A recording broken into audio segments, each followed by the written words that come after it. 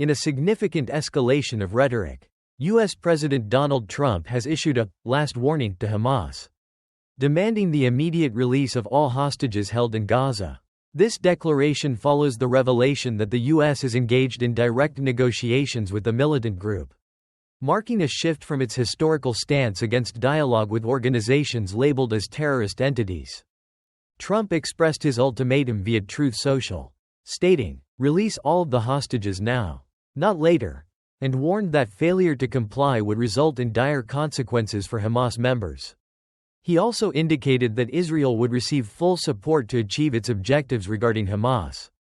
These comments came immediately after Trump welcomed 8 previously freed hostages to the White House. The U.S. has typically refrained from engaging in talks with Hamas since designating it a terrorist organization in 1997.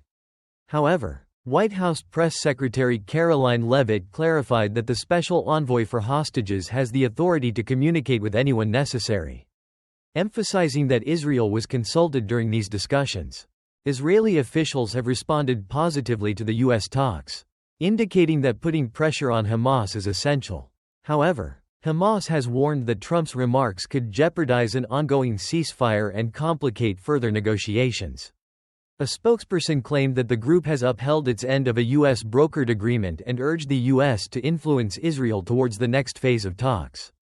Meanwhile, a blockade of humanitarian aid into Gaza is ongoing following Israel's demand for new conditions related to the ceasefire. This blockade comes amidst warnings from international bodies that a lack of aid could have severe humanitarian consequences for Gaza's population, which heavily relies on such support. The situation is fluid, with calls from global leaders for Israel to adhere to international humanitarian laws and facilitate the delivery of essential supplies to those in need.